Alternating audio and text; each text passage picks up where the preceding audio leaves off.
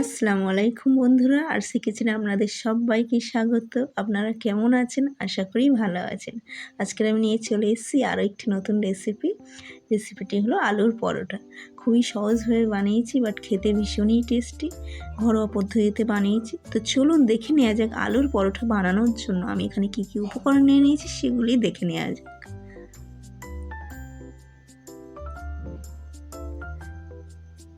তো আমি এখানে 500 গ্রাম ময়দা নিয়ে নিয়েছি। এবার একে একে ময়দাটা মেখে নেব, তার জন্য ময়দাতে একে একে মশলা দেব।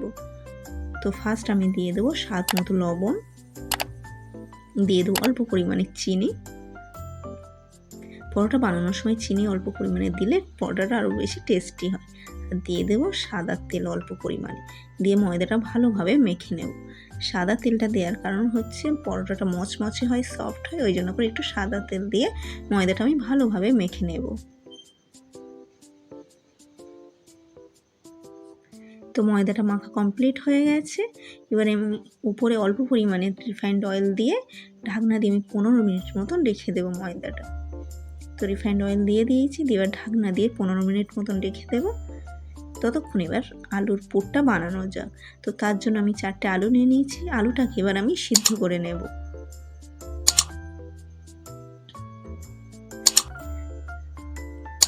ঢাকনা দিয়ে দিলাম, দিয়ে আলুটাকে আমি সিদ্ধ করে নেব।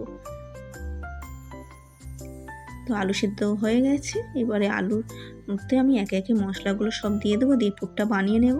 তো আমি এখানে নিয়ে নিয়েছি পেঁয়াজ কুচি, ধনেপাতা, কাঁচা লঙ্কা। এবার আলুতে একে একে সব মশলাগুলো দিয়ে দেব। ভীষণই সিম্পলিভাবে বানিয়েছি, বাট খেতে ভীষণই টেস্টি। আপনারা প্লিজ বাড়িতে ট্রাই করবেন, আশা করি ভালো লাগবে। তো আমি দিয়ে দিলাম 1 টেবিল চামচ আদা রসুনের পেস্ট, দিয়ে দিলাম লবণ আর হলুদ গুঁড়ো, দিয়ে দিলাম অল্প পরিমাণে ঝালের গুঁড়ো, দিয়ে দিলাম জিরে মরিচের গুঁড়ো, গরম মশলা দিয়ে দিলাম, আর দিয়ে দেবো চাট মশলা। দিয়ে ভালোভাবে আলুটা আমি মেখে নেব। আমি যে প্রসেসে বানাচ্ছি সেম প্রসেসে আপনারা বাড়িতে বানাবেন। আলুর পরোটাটা খেতে ভীষণই টেস্টি হবে। তো এখানে আমার আলু মাখাটা রেডি হয়ে গেছে। এবারে আমি কি করব, কড়াইতে একটু সর্ষের তেল দিয়ে দিয়েছি, আর দিয়ে আমি দিয়ে দিলাম কালো সর্ষে। তো কালো সর্ষেটা একটু গরম হয়ে গেলে আমি আলুর পুরটা দিয়ে দেবো, দিয়ে একটু ভাজা করে নেব। আলুর পুরটা একটু ভাজা করে নিলে কী হবে, আরও খেতে বেশি টেস্টি হবে। ওই জন্য করে আমি আলুর পুরটা একটু ফ্রাই করে নিচ্ছি। খুবই সহজভাবে বানিয়েছি। তো আপনারা প্লিজ বাড়িতে ট্রাই করবেন, আশা করি ভালো লাগবে। তোমার আলু ফ্রাই করা হয়ে গেছে।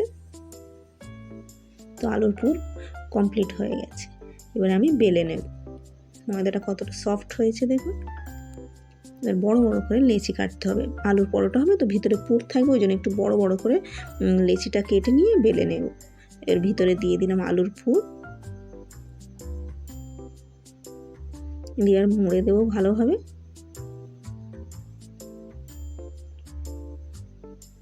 এবার হালকা হাতে আমি বেলে নেবো, যাতে পুরটা না বেরিয়ে আসে, ফেটে না যায়, ওই জন্য হালকাভাবে বেলে নেব।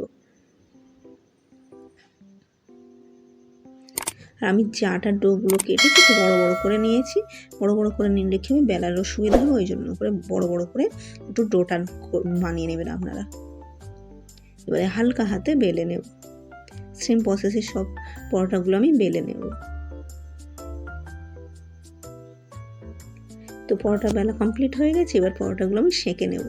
তো তাওয়া বসিয়ে দিয়েছি, তাওয়া গরম হয়ে গেছে। এবারে আমি একটা পরোটা দিয়ে দিলাম। এবার এক সাইড হালকা ব্রাউন কালার হলে আর এক সাইড আমি ভেজে নেব।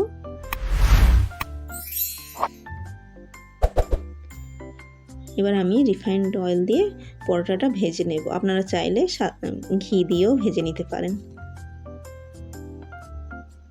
এবার লাল লাল করে আমি পরোটা ভেজে নেব। এই প্রসেসে বানালে খেতে ভীষণই টেস্টি হয়।